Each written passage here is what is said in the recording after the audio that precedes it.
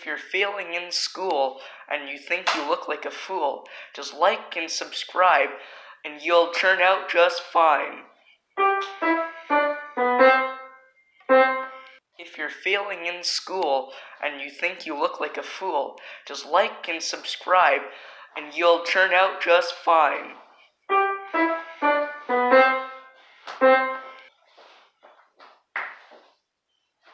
Francais is a hard subject. It's lots of memorization, and the best way to memorize things are reciting them. That's how you can learn verb conjugations and this week's vocabulary test through a song or through a cadence. You'll remember things better through speaking and association, like a song, I guess. You also learn more things through teaching. If you have a sibling or parents, then teaching them your lessons will teach you and them at the same time.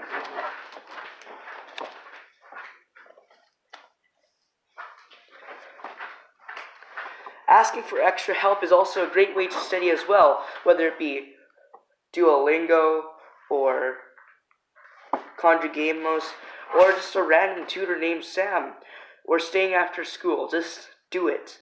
One way I like studying for my French tests is by testing myself. And another way I like to test myself and study is by really nitpicking this week's sheet of homework. That helps me a lot, and reviewing before a test also does wonders for me. And also flopping over, not studying, and praying also works really well. Occasions. They mix like water and Gatorade powder. Unfortunately, it comes with a great price. Hours of cold, hard repetition, recitation, and Kumon. Most of the past rules apply here, asking for help and testing yourself, and breaking down worksheets. Different thing is, Francais is always done one way, but if you look up how to solve simultaneous equations in 4 variables online, it's going to be much different than the way your teacher has taught you, or how anybody else has decided to teach you. I don't have much of a say here, as my parents forced me to learn multiplication every day from a young age, and I have to do Kumon, so I refuse to do even more math, any way else that I wasn't taught. But to anyone else, my main advice for learning formulas and doing new equations, well, just find the way that suits you. There are many ways to solve a problem. Science is based off of smaller, fundamental labs. Make sure you know everything that's going to happen. Theory is basic formulas and other things like that. Understanding, most importantly, thoroughly understanding what you went to do your project is also a great strategy. Do what you're good at and what you love. Another great strategy, well, is writing everything down. Making sure you know how everything works out all the time, everywhere at a moment's notice is invaluable. Look, nobody wants to remember words like tristoropotaniaflammatosis on a regular basis, right? Bringing us to my other point, summarizing. They're notes after all. You don't need to know all possible uses of tritium, whatever that is. Take what's important and study that. And most importantly, don't do what I'm doing in the video. Creating a stink bomb or something like that. I have no idea.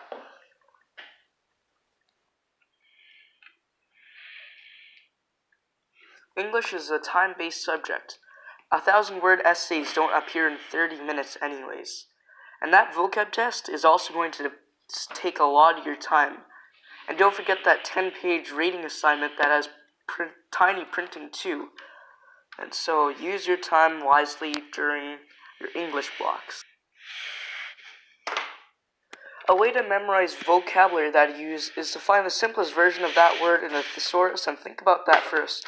And then I work on spelling by repetition and save time by only studying my weak spots too, instead of A great way to study books and chapters are by summarizing them. There's a lot of it is a filler, and by taking out the main points, you'll have a much easier time studying those books. And remember the power of summarizing?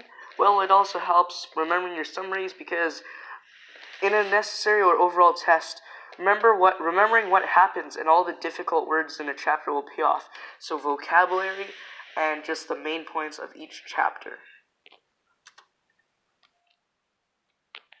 Story writing is another important element to the English too.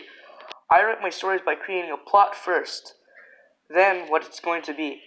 Then I make the characters accordingly and how I will introduce them. Then I let the story flow.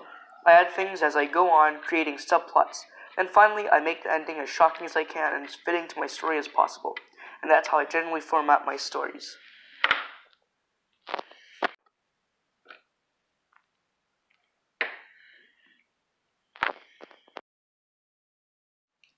Homework. Organize yourself. Setting a schedule for what you're going to do, when and where you're going to do it will help you.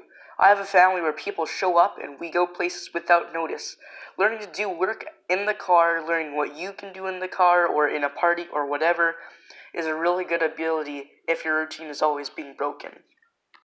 Which leads us to our first point, routine.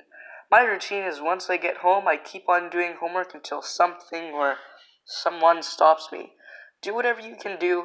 For example, if you just don't want to do work after school, take an hour or so to try to finish what work you can do, and then use your mornings. Although I do recommend taking mornings to have fun and do things that you want to do undisturbed, or to catch up on things that you were absolutely late on. And last but not least, one strategy that I like to use is when I'm behind, I like to wake up early in the morning, generally about 6 a.m. or 7 a.m., depending on the severity of my catch-upness, and I like to go work. It's great because you can do anything you want undisturbed, and you also are well rested compared to working at 2 a.m. in the morning. That's the last strategy that. Another good strategy is to not have distractions. Making yourself check that you're not procrastinating regularly and not having fun. If you're having fun, you're not working because school doesn't allow electives yet. Distractions also include fidgeting and fatigue. Go to sleep if you're tired, and if you're restless, then drop and give yourself 20 or whatever. That's how I get myself zoned in when I'm moving around too much and switching up your homework to keep you entertained. Tests. A problem I have a lot is studying the morning before and getting 80 to 85% marks. I never give myself time. I always stress it, and when I get to the test, I stress remember, or as I like to call, forgetting. That's only half of it. The equally important half, the part where you prepare and write the test, is also extremely capable of biting. Remember, sleeping well, eating well, and hydrating well before tests will eliminate a lot of distractions for you. Then comes the test, the post-test. Did you remember to double-check your work for brain farts? Did you understand all the questions? And did you finish all the questions? If so, there's only one thing left that I will do. Attempt to get bonus marks. And if I'm positive that this test is just too hard to ace, then I'll leave it blank at bare minimums. Well, this is the bonus marks. If you're failing in school and you think you look like a fool, just like and subscribe and you'll turn out just fine. If you're failing in school and you think you look like a fool, just like and subscribe and you'll turn out just fine.